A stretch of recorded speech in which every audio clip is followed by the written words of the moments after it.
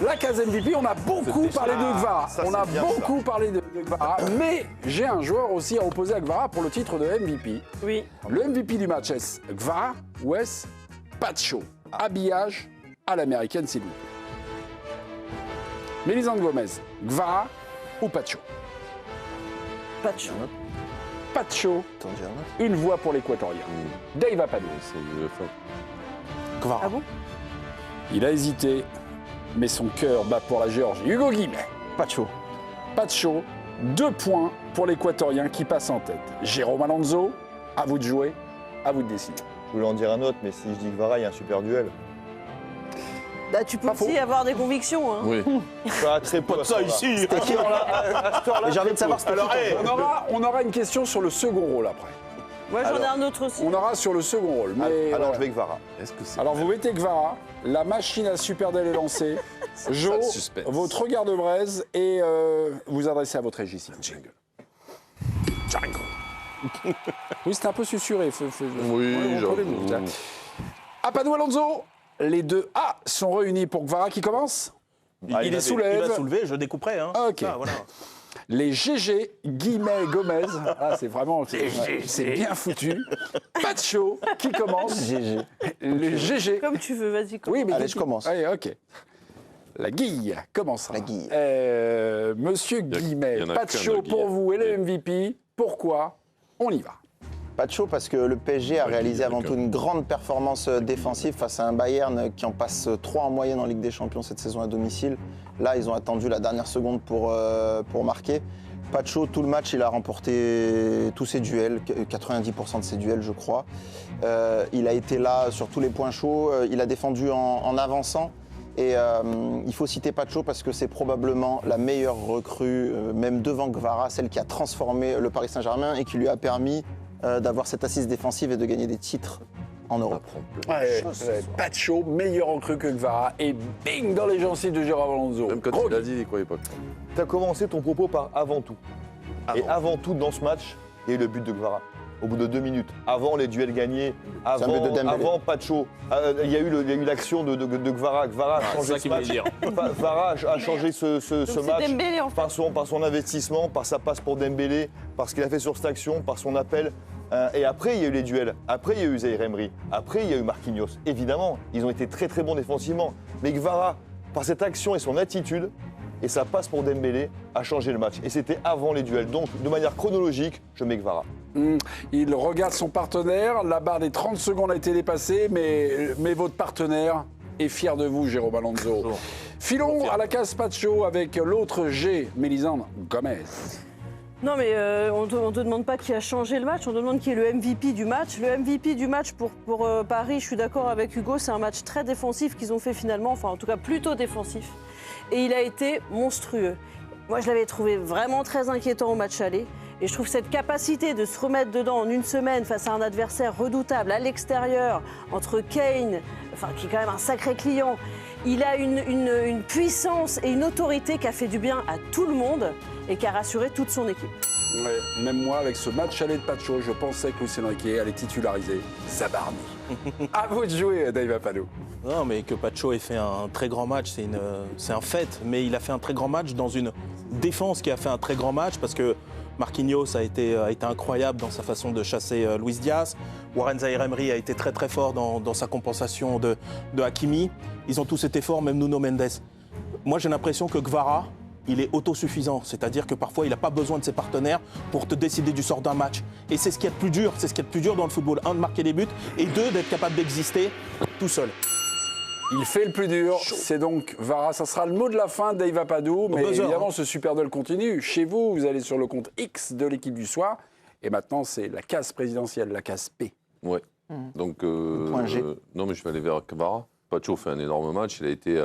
Surtout, il y a eu un enchaînement pendant quelques minutes où il a pris 2-3 coups. Donc, ça a marqué tout le monde dans sa prestation. Donc, c'est vrai qu'on l'a vu. Mais après, les autres autour, ils ont été aussi au même niveau.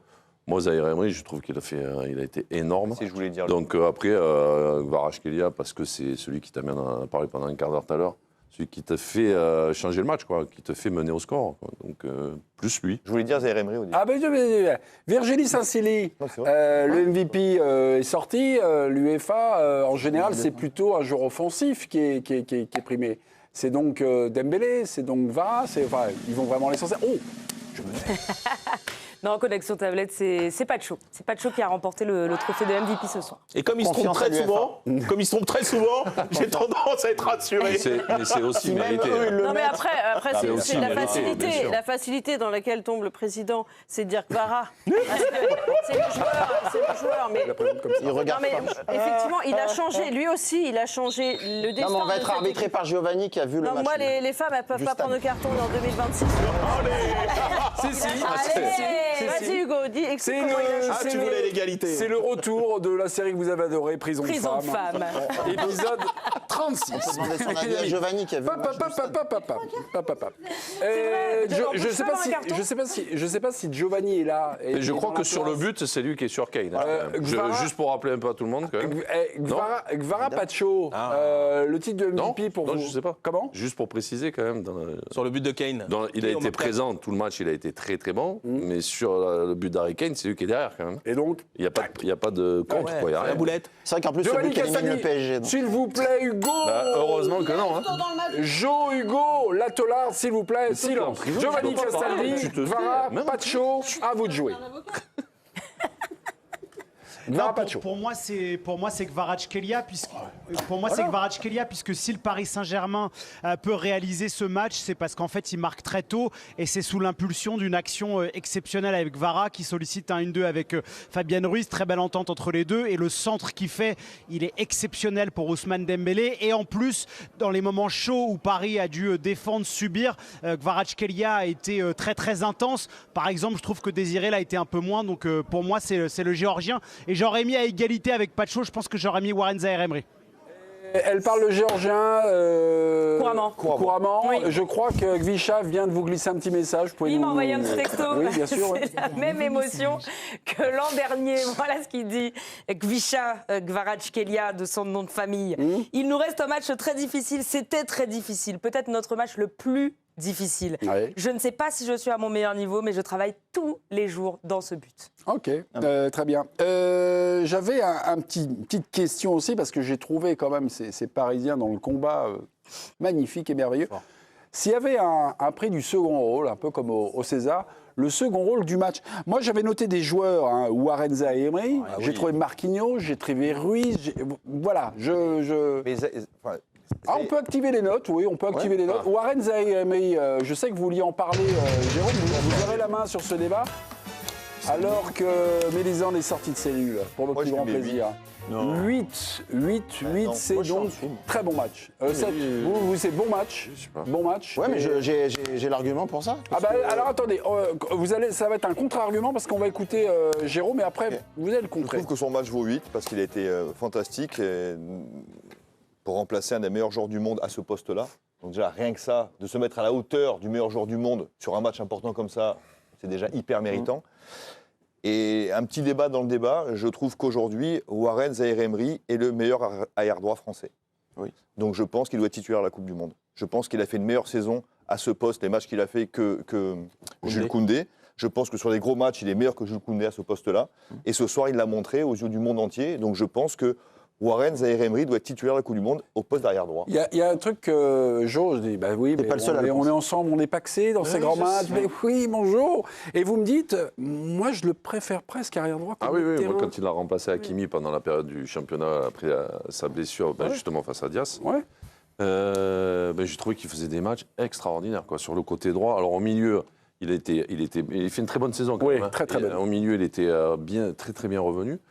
En fait, c'est le couteau suisse. quoi. C'est-à-dire que le mec, tu le mets à la place de Ruiz, qui a été un trio magnifique au match aller, milieu, très, il a très été fort, hein. extraordinaire. Tu le sors, tu le mets à droite, il est extraordinaire.